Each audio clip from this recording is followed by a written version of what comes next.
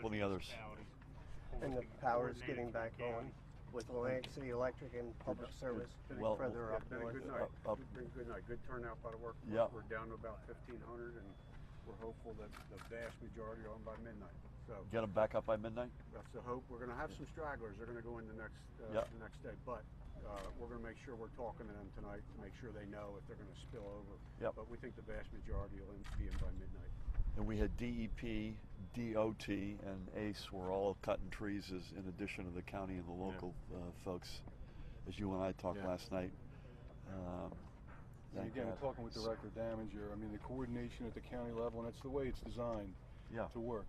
Everything to run through the county, because if not, you have, too many cooks in the kitchen.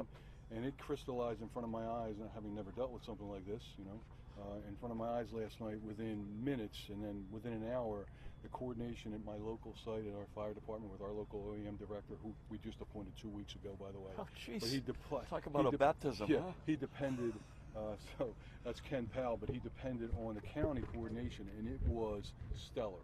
And there were people in the room from all the communities surrounding. AC Electric was online, and the county coordination through the bullhorn of the radio disseminated and directed and dispatched crews from there based on their coordination, and it worked perfectly. Great job, Logan. Great job. So I want to make sure you meet Dan Kelly before we break today. Dan works in our office, and he's been overseeing disasters in this state for longer than you'd care. Irene, Sandy, and if there are any individual family members here, I don't know if there are from these homes, but Dan can also deal directly with them. We also have the superintendent of state police with us. Colonel Callahan is somewhere with us. Somewhere. I saw behind him. us. Pat and his team are here as well. I was going to say a couple of things and invite they got Lou you set up over here. Do we have a setup? Okay. Are there any? At some point, are there any family members here? I'd love to say hello to some folks and see how they're doing. But we could do that. I'll put out the word. We could do that after. Okay. Okay. We're over this way. Okay. We appreciate it, man. You got to stop eating like that. Check, testing, check.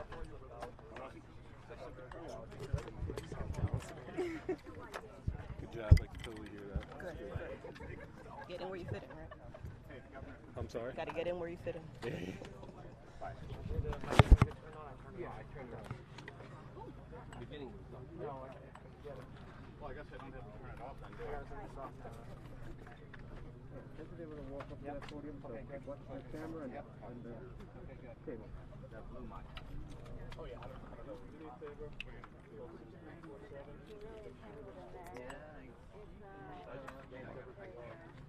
Good?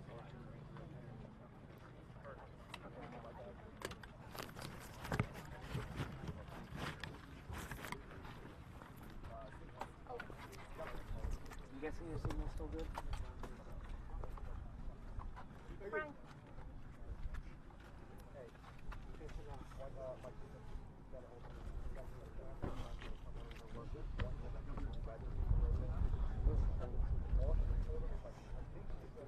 This mic seems to be going in and out on me.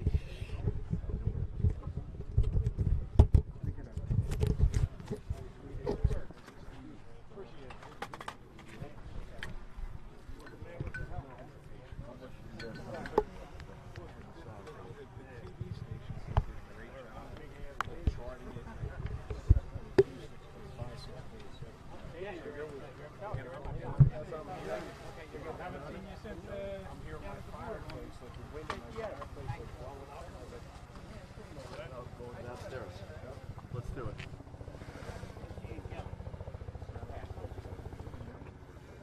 Yeah, that was the recorded unit, right?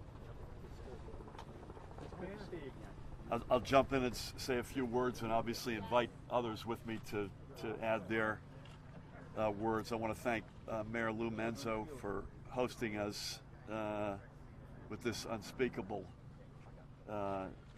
extraordinary event.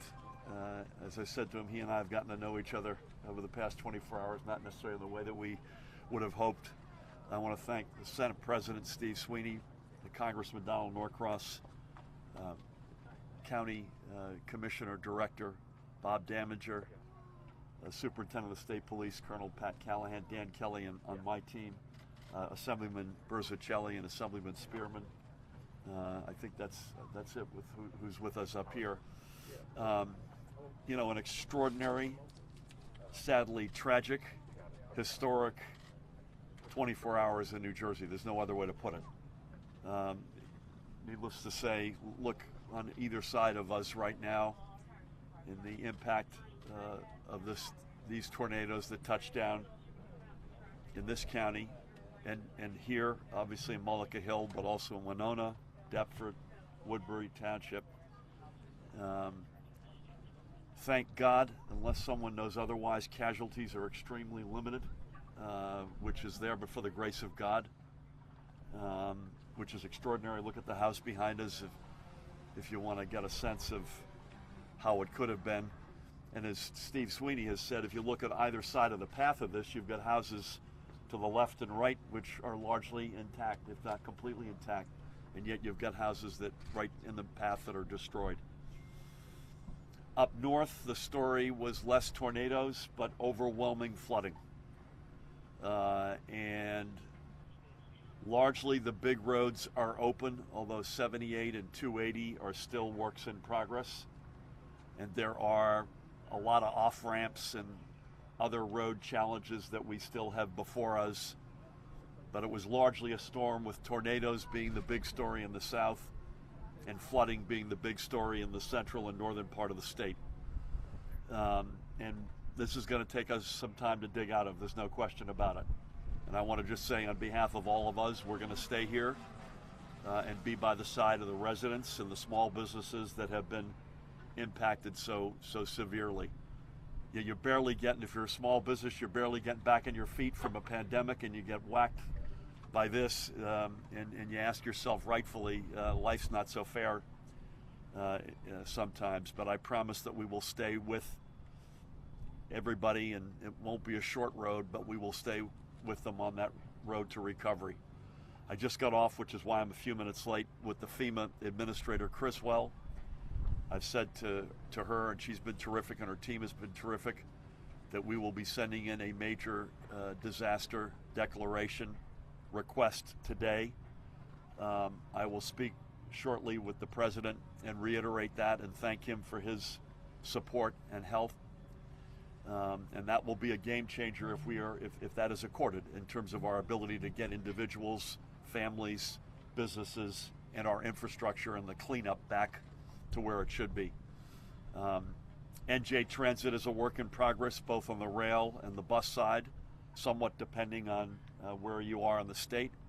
For instance, the Atlantic City line, I'm told, has been clear sailing, which is good news, but that's not the case for most every other line in the central and northern part of the state. As I mentioned, the highways getting a work in progress. The Parkway and Turnpike are wide open north to south, and that's good. We've got a couple of challenges still on the interstates, and as I mentioned, some local off-ramp type issues that are going to take some time to fix.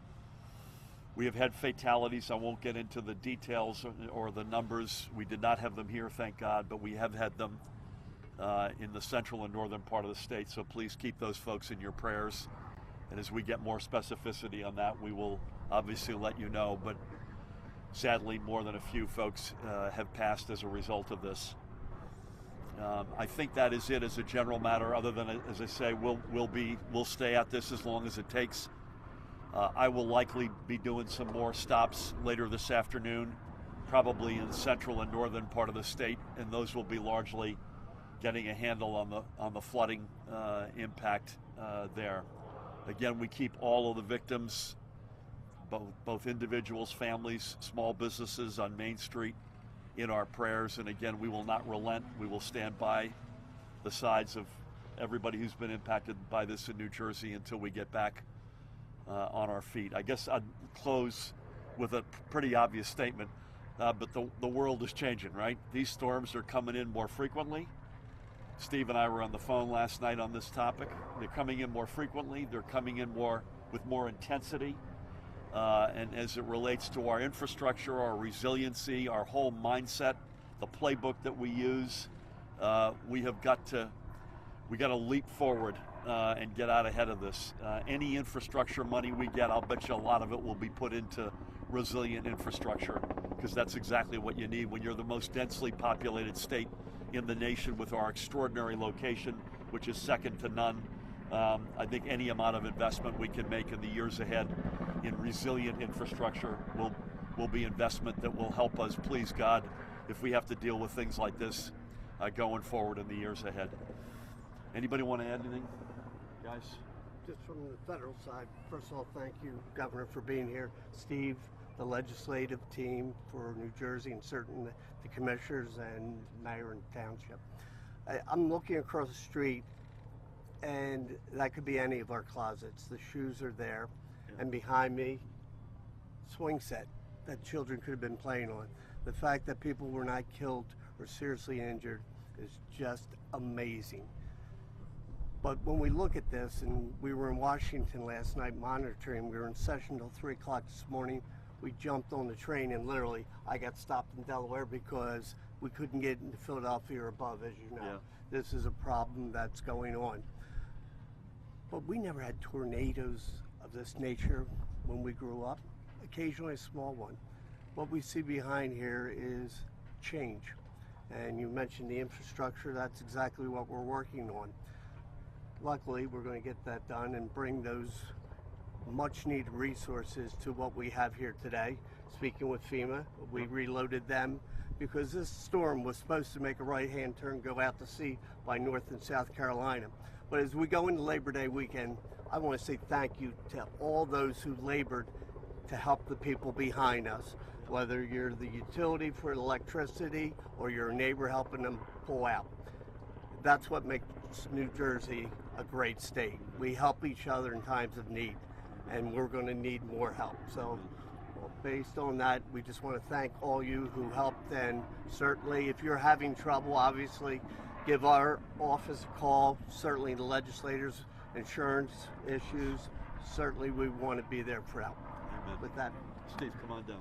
Thanks, Tom. I want to start with thanking our first responders.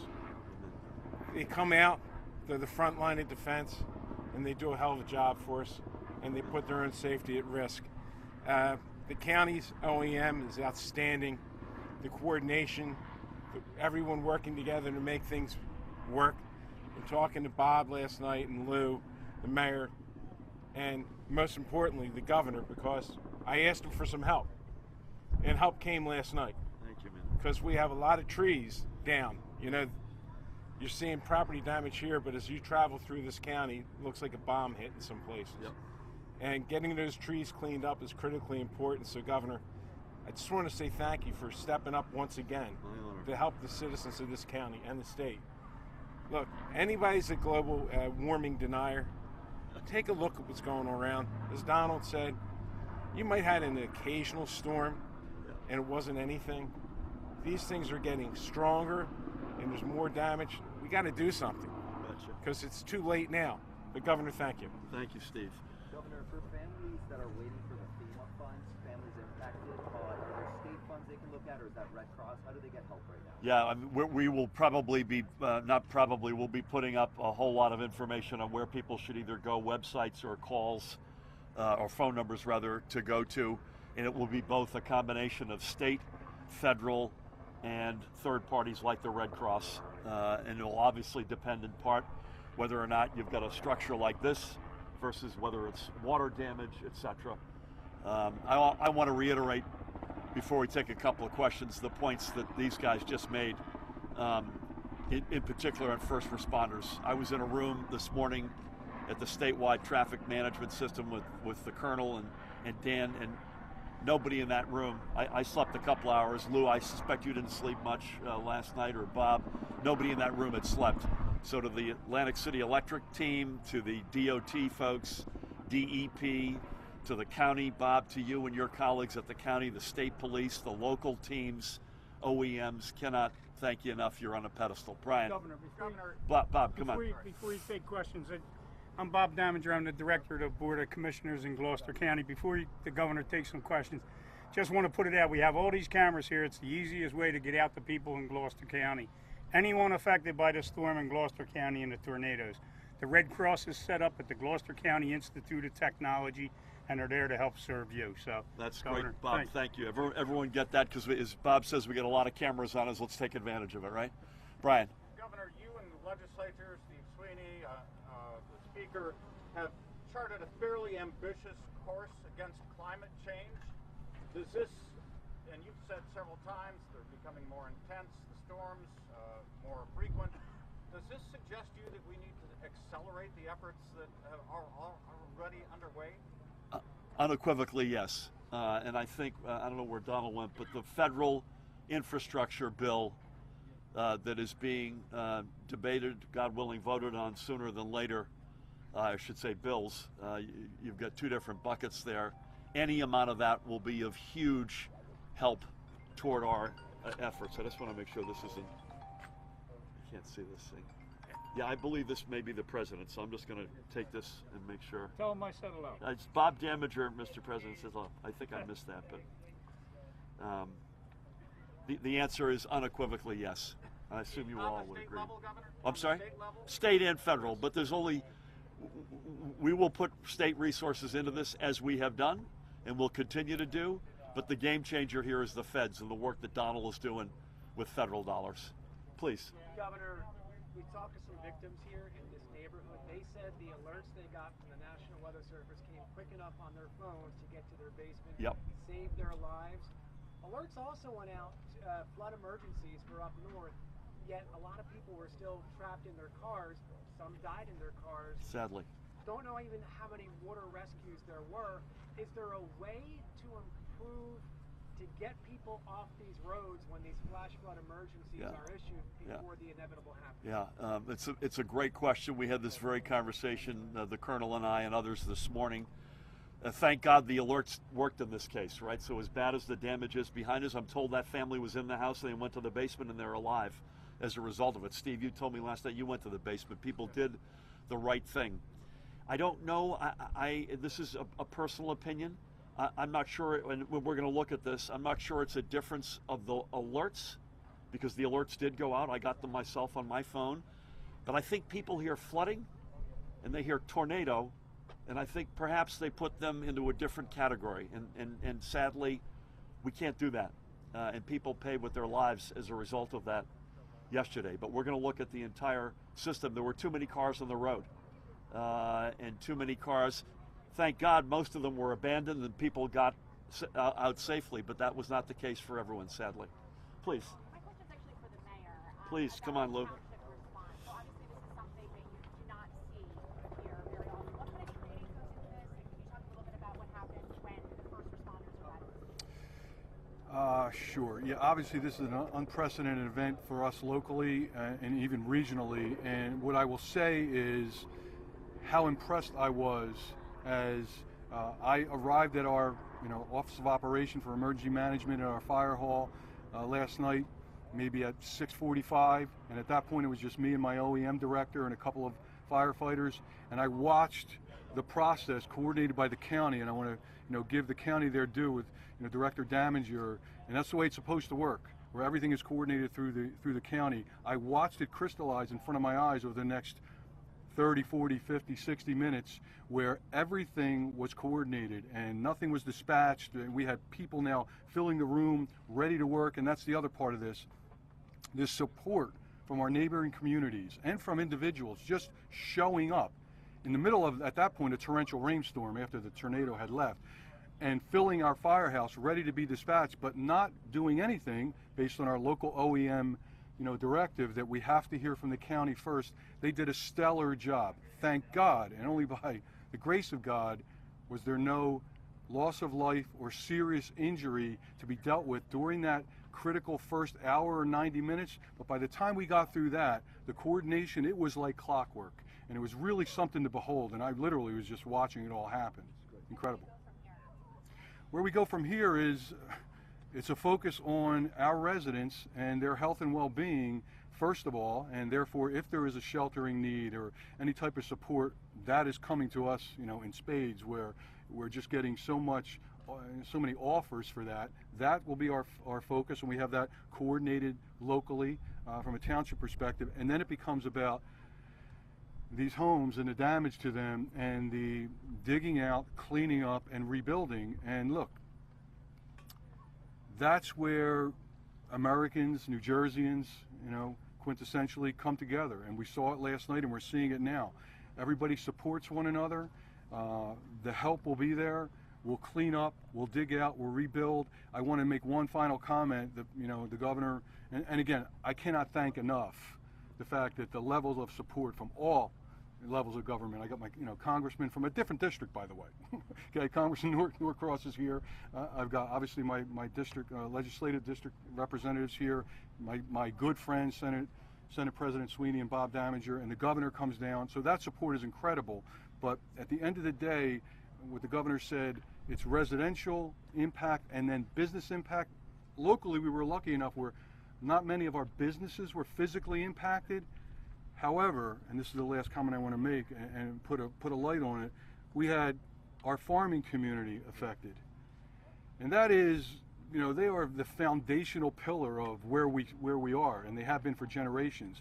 Locally, the Grasso family farm was devastated. It's basically gone. And in speaking with him at 11:30 last night, he is devastated. But as he said, he will rebuild. He had his farming community family around him pledging their support to help him get through the rest of the season and somehow salvage whatever that might be and rebuild. And just north of us in Mantua, the Ecus farm, the largest dairy farm, I believe, Governor, in the state, with 250 plus cows, where we're told at this point they've lost as much as 100 of those cows.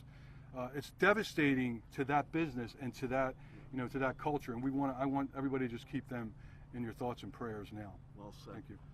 And Lou, you make a very important point. It's farms here, and then if you go into the central part of the state, northern part of the state, it's Main Street businesses. I saw a video of Milburn in Essex County last night. You and I looked at that. A raging river down right down the middle of town, and all those small businesses are crushed, and the farms down here are crushed, and there are homes obviously in all over the state. Maybe take one more. We got to keep up. Your DEP commissioner was down in Morris River Township last week. Yep. Morris River Township, Senator Testa helped set it up. Yep. They were asking him for storm mitigation protection measures. Yep. He left without committing any. Yep. What do you got to say about that? Listen, he's doing a lot. In fairness to him, the DEP is just, you may have seen, put out a big report with the Army Corps of Engineers, which is a preliminary report, but a big one as it relates to resiliency as up against storms. That's more focused on the shore than it is on the shore. Largely came through last night. Okay, most of what we're dealing with, the overwhelming amount of what we're dealing with, is inland. But they'll be there, I promise you. But it's the game changer will be continuing to do what we're doing, and God willing, do more. And then with Donald's help and other colleagues, adding on top of that the federal money to really, that's the game changer in terms of building the resilient infrastructure we need. Maybe one last one, sir. Just for Bob, can you name the municipalities in Gloucester County that you assess damage in, or you know there's damage? Harrison Township, Bob, Mulligan Hill, where we're at. Do you mind coming in, Bob? Yeah. Harrison Township, where we're at right now, Mulligan Hill. Woodbury Heights, Deffert, Winona was hit hard.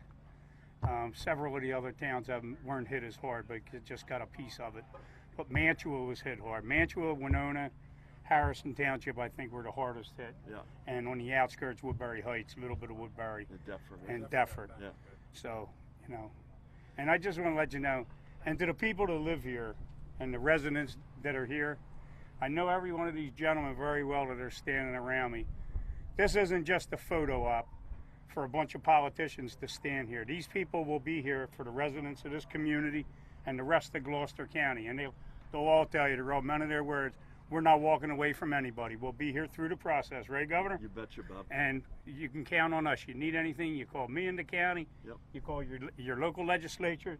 Our congressman will help out, and all the way up to the governor. So we're here for the duration. We're not going anywhere. Nobody's left behind. So thank you, Phil. Extremely well said, Bob, and I just want to underscore that with great emphasis. So to the Colonel and Bob, Lou, thank you for hosting us. Steve, you're being attacked here. Bill, Donald, John, to everybody here, especially to the residents who have been impacted so severely. We are with you. This won't be overnight, by the way. This is going to be a longer road than any of us would like, but we will not relent, and we will stay with it every step of the way. Thank you all. God bless. Steve. My honor. Lou. Thanks for the help. Yeah, man, I think you've got a couple. My brother-in-law was a trooper, so I get all the, I get the hats and a couple of the other guys. This was a Pumpkinhead hat. Jimmy Daly gave me this hat. John, good. But I get them all the time. Here for Is that right? your county. Hey, man. Yeah, that was sorry for last night. Hey. Ryan, get your mic. Yeah, I got some help. He's going up there apparently. Let me just put this on the tape here. So just follow him. Just follow him. Follow the governor. Just follow the governor.